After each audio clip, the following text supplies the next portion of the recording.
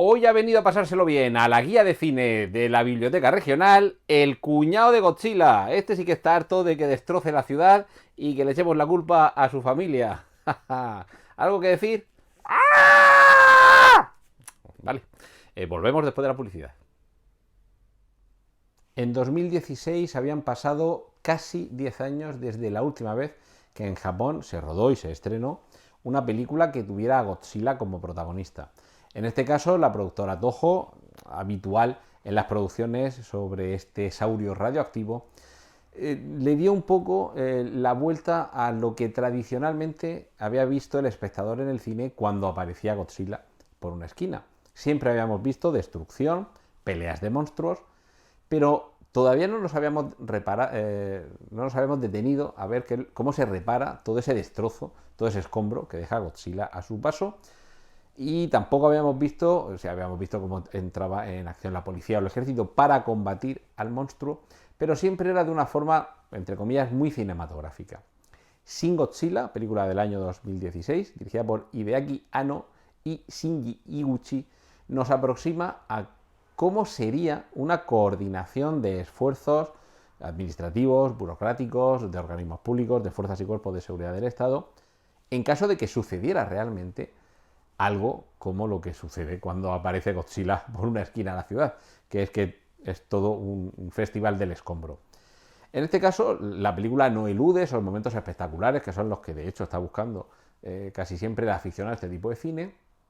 pero esa destrucción se va viendo desde la óptica en la que lo podríamos ver si sucediera en el mundo real, desde el espectador que está viendo en televisión los boletines que van dando información de dónde ha pasado, qué ha pasado, a qué hora,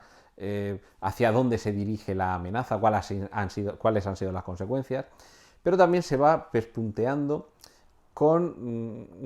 una especie de invitado de piedra que se va colando en todos esos comités, en esas reuniones, en esos grupos administrativos, políticos, de protección civil, que se tienen que reunir, que se tienen que coordinar y que tienen que trabajar juntos frente a esa amenaza que está asolando la ciudad. Una amenaza que nos puede recordar en algunos casos lo que sucede con una guerra, con un ataque terrorista o con una pandemia como la que hemos estado y seguimos inmersos desde hace ya más de un año. En este caso, esa dosis un poco de realismo no llega a ser algo como si fuera una película de metraje encontrado, pero se parece bastante. Hay muchos momentos en los que lo que asiste el espectador en la pantalla es como si estuviera cambiando de cadena y los informativos le estuvieran informando de lo que sucede, o estuviera dentro de una de esas reuniones en las que hay, ya digo, comités sectoriales, de coordinación, el ayuntamiento, las típicas peleas burocráticas, a quién le toca esto de quién depende, no sé quién está haciendo su trabajo, no lo debe hacer o soy yo al que le toca, hay invasión de competencias, vemos desde la parte sanitaria, bomberos, policía, protección civil, ejército, todas las instancias que si sucediera en el mundo real algo como un ataque de un monstruo gigantesco, son las que se pondrían en marcha para tratar, por un lado, de hacer frente a esa amenaza, por otro, de frenar sus consecuencias y, por supuesto, de atender a todas las personas que se están viendo afectadas por el mismo. En este sentido, no voy a decir que sea la mejor película de Godzilla, porque seguramente tampoco lo sea, pero sí que es sin duda la más original en el planteamiento y la que, aunque no sea una película muy al uso, porque la parte del enfrentamiento, de la destrucción y de la propia aparición del monstruo, vamos a decir que es casi secundaria, pero sí que es cierto que al poner el énfasis en toda esa, todo ese, toda esa apariencia de realismo, sí que resulta una visión muy original, desde luego poco usual para lo que estamos acostumbrados y desde luego recomendable porque a pesar de que ya digo no es la típica película de monstruo que destroza la ciudad, sí que va manteniendo el ritmo de una forma que al espectador le va manteniendo el interés no solo de qué pasará con el monstruo, sino qué pasará con estos servidores de lo público que están tratando de manejar lo mejor posible una situación tan crítica, por nadie pase, como que un lagarto de varias decenas de monstruos y con aliento radioactivo vaya paseándose por tu ciudad destrozándolo todo y dejándolo todo hecho un solar.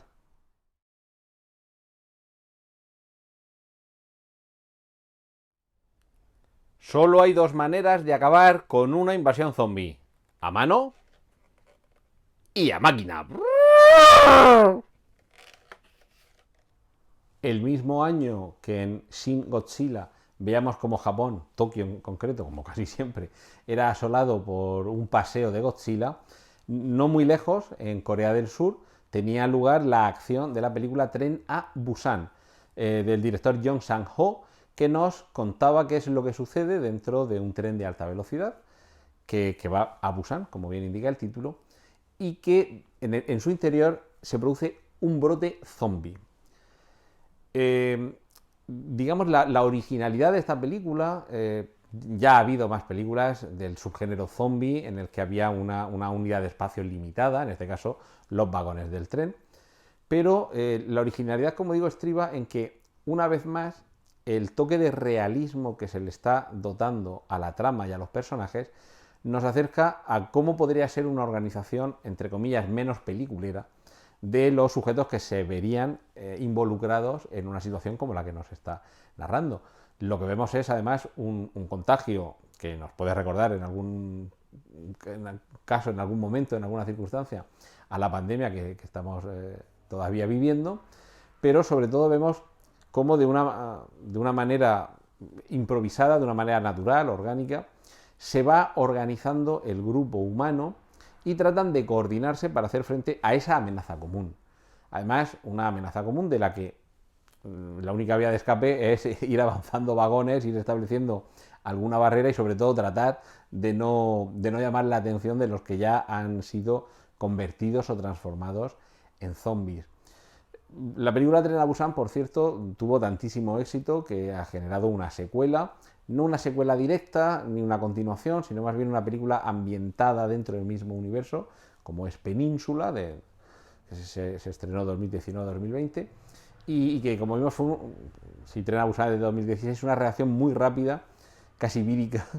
al éxito de esta película. Y de hecho,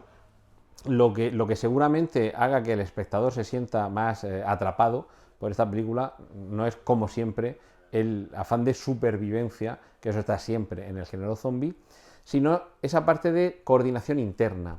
ese elemento que hay por parte de los personajes de tratar de hacer frente a esta amenaza de una manera coordinada, que además es lo que hemos visto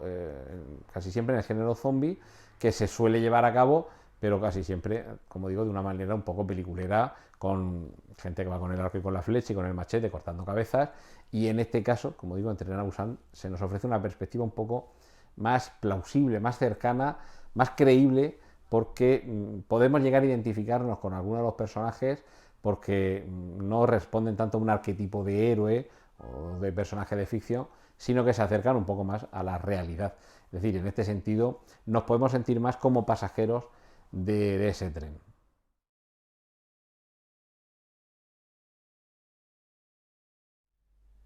Vaya una cola que había en la farmacia, pero al final me he podido hacer con la mascarilla definitiva. Con esta ni virus ni bacterias. Yo creo que con esta no entra ni ganas de pasárselo bien.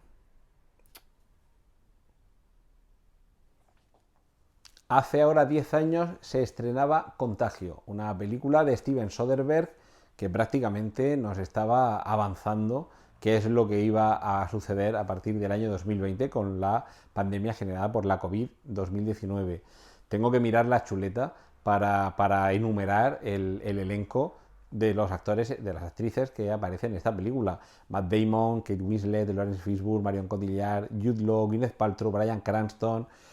Elliot Gould, en fin, tenemos actores, tenemos intérpretes que son de primera fila y que cada uno de ellos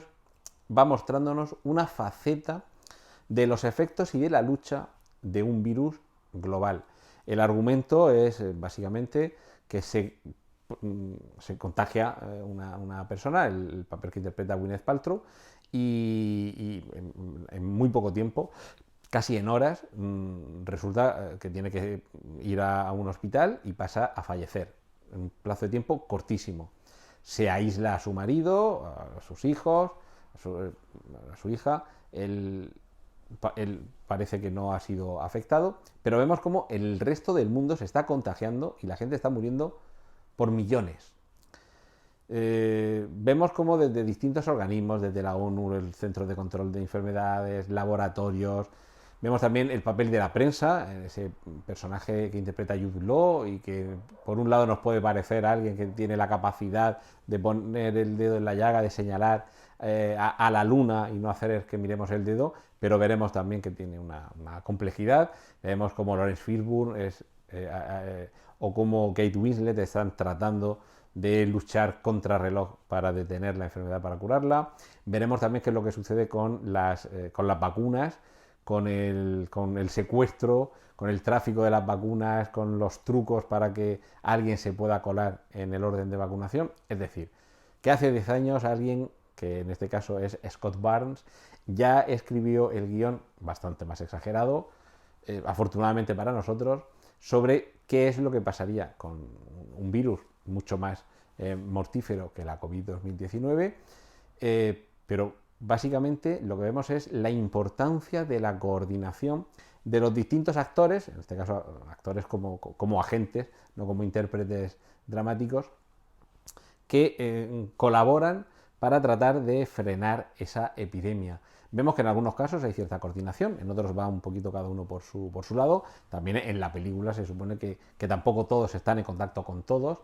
En ese sentido también alcanza mayor grado de realismo. Luego parece que como en la serie Perdidos, ¿no? Que al final estaban todos en el avión y todos ya anteriormente habían coincidido alguna vez en la vida. Esta serie en ese sentido al final no todos están en contacto con todos, pero sí que hay algunos vínculos entre ellos y sobre todo en la parte de quienes tienen que luchar, quienes tienen que tratar de contrarrestar esa mortandad elevadísima. Es determinante la coordinación entre ellos y vemos, en este caso en la ficción, algo que en algunas ocasiones lo hemos visto y en otras no tanto en la gestión de la pandemia que tenemos todavía coleando. Entonces, me parece destacable la idea que traslada Contagio de Steven Soderbergh en cuanto a la necesidad de comunicación, de dejar los egos aparte, de, por supuesto, de una coordinación, una sincronización de trabajos esencial, que debe ser primordial, y para quienes no sean demasiado aprensivos y quienes todavía no hayan visto Contagio, sí que es cierto que la realidad suele tener muchas más facetas y suele ser mucho más rica, y no todos los guionistas son capaces de avanzar tanto como luego la realidad nos trae, pero desde luego el caso de Contagio continúa siendo, incluso con lo que ya hemos pasado, una película que merece la pena ver para descubrir cómo ya hace 10 años algo que hoy estamos viviendo estaba, si no previsto, por lo menos rodado y estrenado.